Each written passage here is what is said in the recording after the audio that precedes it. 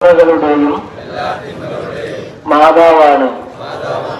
അക്രമങ്ങൾ, അപകടങ്ങൾ, ഭവനഭേദനങ്ങൾ.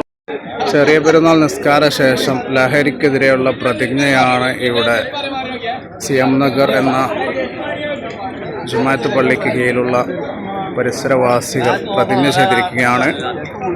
ലഹരിക്കെതിരെ ശക്തമായ പ്രതിഷേധങ്ങളാണ് ഈ റമദാൻ മാസങ്ങളിൽ എല്ലാ പള്ളികളിൽ നിന്നും ഉയർന്നു കേട്ടത്. മലപ്പുറം സ്വലാത്ത് നഗറിൽ 27 രാവിലെ നടന്ന സ്വലാത്ത് മജ്ലിസിലും സയ്യിദ് ഖലീലുൽ ബുഖാരി തങ്ങൾ പ്രതിജ്ഞ ചൊല്ലിക്കൊടുക്കുന്ന നമ്മൾ കണ്ടതാണ്. ലഹരിയെ നമ്മൾ അകറ്റേണ്ടതാണ്. ശക്തമായ കൂട്ടായ്മയാണ് ലഹരിക്ക് എല്ലാ വിഭാഗങ്ങളിൽ നിന്നും ഉയർന്നു വരുന്നത്. ലഹരിക്കെതിരെ മലപ്പുറം ഈസ്റ്റ് ജില്ലാ കമ്മിറ്റി നടത്തിയ ക്യാമ്പയിൻ്റെ ഭാഗമായി സിഎം നഗർ യൂണിറ്റിലും ലഹരിക്കെതിരെയുള്ള പ്രതിജ്ഞ നടന്നു. മഹല്ലിലെ മുഴുവൻ എല്ലാ ആളുകളും പങ്കെടുത്ത ഒരു വ്യത്യസ്ത രീതിയിലുള്ള ഒരു പ്രതിഷേധ സംഗമമായിരുന്നു ലഹരിക്കെതിരിൽ നടന്നത്. എല്ലാവിധ അഭിനന്ദനങ്ങളും അറിയിക്കുകയാണ് പറയുന്നത്. ഇതെല്ലാ മഹല്ലിലും നടത്തുന്നുണ്ടോ? ഇത് മലപ്പുറം ജില്ലയിലെ എല്ലാ മഹല്ലുകളിലും, ഈസ്റ്റ് ജില്ലയിലെ എല്ലാ മഹല്ലുകളിലും, കേരളത്തിലെ മലപ്പുറം ഈസ്റ്റ് ജില്ലാ കമ്മിറ്റിയുടെ ഭാഗമാണ് എല്ലാ മഹല്ലുകളിലും നടക്കുന്നത്. എല്ലായിടത്തും ലഹരിക്കെതിരെ ശക്തമായ ക്യാമ്പയിനാണ് ഇവിടെ നടക്കുന്നത്.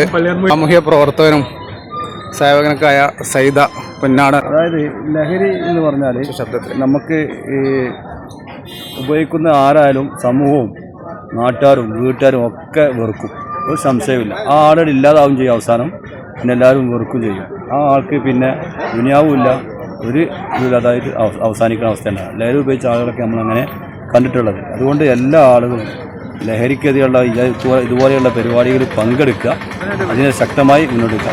ഞാൻ ജീവിതത്തിൽ ഇന്നേ വരെ ഒരു ലഹരി ഉപയോഗിച്ചിട്ടില്ല, അത് ഉപയോഗിക്കുകയും ശക്തമായ പ്രചരണം നടത്തണം. എല്ലാ സംഘടനകളും ഒത്തുപിടിച്ചുകൊണ്ട് ഈ വിപത്തിനെ കക്ഷി രാഷ്ട്രീയ ജാതി മതഭേദമന്യേ ഒത്തൊരുമിച്ചുകൊണ്ട് സമൂഹത്തിലൊരു ബോധവൽക്കരണമുണ്ട് യുവാക്കൾക്കിടയിൽ. പ്രത്യേകിച്ച് കേരളത്തിൽ യുവതലമുറയിൽ അതുപോലെ തന്നെ മറ്റ് മയക്കുമരുന്നുകളൊക്കെ കൂടി വരികയാണ്. അതുകൊണ്ട് തന്നെ സാമൂഹ്യ വിപത്തായിട്ട് കണ്ടുകൊണ്ട് ഓരോ കുടുംബങ്ങളുടെ സ്ഥിതിയിൽ ആരോഗ്യവും അതുപോലെ തന്നെ സമ്പത്തും സമൂഹത്തിൽ ഭീഷണിയായിട്ട് മാറിക്കൊണ്ടിരിക്കുകയാണ്. ഇതിനെതിരെ ശക്തമായ ബോധവൽക്കരണം നടത്തേണ്ട അത്യാവശ്യം. എല്ലാ സംഘടനകളും ഒരുമിച്ച് നിന്നുകൊണ്ട് ഇതിന് പോരാട്ടം ശക്തമായി പോരാടണം. ഭാഗങ്ങളും നിർമ്മിക്കും. നമ്മുടെ ഈ നാട്ടിൽ നടക്കുന്ന ലഹരി മാഫിയക്കെതിരെ ശക്തമായി എല്ലാ മതസംഘടനകളും. നമ്മുടെ നാട് നേരിടുന്ന ഏറ്റവും വലിയൊരു വിപത്ത് ഏതാണെന്ന് ചോദിച്ചാൽ ഇന്നത്തെ സാഹചര്യത്തിൽ നമുക്ക് എല്ലാവർക്കും ഒറ്റക്കെട്ടായി പറയാൻ പറ്റും, അത് ലഹരിയാണെന്ന കാര്യത്തിൽ സംശയമില്ല. ഇവർ സമൂഹത്തിലോ അല്ലെങ്കിൽ കുടുംബത്തിലോ അല്ലെങ്കിൽ മറ്റ് രാഷ്ട്രീയ പാർട്ടിയിലോ ക്ലബിലോ ഇന്നത്തെ കാലത്ത് യുവതലമുറ ആക്റ്റീവ് അല്ല. അതിനെ യഥാർത്ഥത്തിലുള്ള കാരണം തെരഞ്ഞു പോയാൽ നമുക്കത് ലഹരിയിലേക്ക് എത്തുന്നുള്ള കാര്യത്തിൽ സംശയമല്ല. അപ്പോൾ അതിൽ കക്ഷി രാഷ്ട്രീയ ഭേദമന്യേ നമ്മൾ ഒറ്റക്കെട്ടായി ഇതിനെ നേരിട്ട് ഇന്ത്യ രാജ്യം നേരിടുന്ന ഏറ്റവും വലിയ ഒരു വിപത്ത് ഇതാണെന്ന്, നമ്മുടെ യുവത്വം നേരിടുന്ന ഏറ്റവും വലിയ വിപത്ത് ഇതാണെന്ന കാര്യം നമ്മളെല്ലാവരും മനസ്സിൽ വെച്ച് നമ്മുടെ പുതുതലമുറയ്ക്ക് വേണ്ടി, ഭാവിക്ക് വേണ്ടി, നമ്മുടെ നവ ഇന്ത്യക്ക് വേണ്ടി നമുക്കെല്ലാവർക്കും ലഹരിക്കെതിരെ ഒറ്റക്കെട്ടായിട്ട് നമ്മുടെ സമൂഹം ഏറെ ബുദ്ധിമുട്ടിലായിരുന്ന ഒരു വിഷയമാണ് ലഹരി എന്ന് പറയുന്നത്. ലഹരിക്കെതിരെ നമ്മുടെ സമൂഹം ഒന്നടങ്കം, പ്രത്യേകിച്ച് മഹല്ല് കമ്മിറ്റികളും സന്നദ്ധ സംഘടനകളും രാഷ്ട്രീയ പാർട്ടികളും സർക്കാരും ഒക്കെ ഒരുമിച്ചുകൊണ്ട് ഒരു പദ്ധതി ആവിഷ്കരിച്ചിട്ടുണ്ട്. നമുക്ക് ലഹരിയെ ഈ നാട്ടിൽ നിന്നും ഒഴിവാക്കിയാൽ മതിയാകും, തുരത്തിയാൽ മതിയാകും. അതിനെല്ലാവിധ പിന്തുണയും ഉണ്ടാവുമെന്ന് അറിയിക്കുകയാണ്.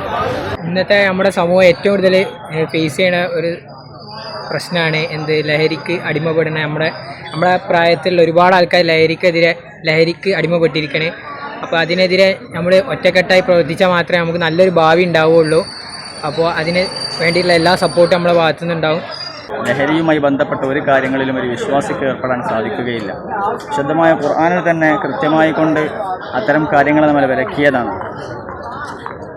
ഇന്നമൽ ഖംറു വൽ മൈസിർ വൽ അൻസാബു വൽ അസ്ലാമു റിജ്സും മിൻ അമലി ശൈത്താൻ എന്ന് പറയുന്ന വിശുദ്ധമായ ഖുർആനിൻ്റെ അധ്യാപനവും അതുപോലെ തന്നെ ഒരുപാട് സന്ദർഭങ്ങളിൽ വിശുദ്ധമായ ഖുർആനിൽ തന്നെ ലഹരിയെക്കുറിച്ച് സംസാരിക്കുന്നുണ്ട്. അതുമായി ബന്ധപ്പെട്ട കാര്യങ്ങളിൽ സർവ്വതിൽ നിന്നും സപ്പോർട്ട് ചെയ്യുന്നതിൽ നിന്നും സഹായങ്ങൾ ഒരുക്കുന്നതിൽ നിന്നൊക്കെ വിട്ടുനിന്നുകൊണ്ട് നിങ്ങൾക്കൊക്കെ ജീവിക്കാൻ കഴിയണം.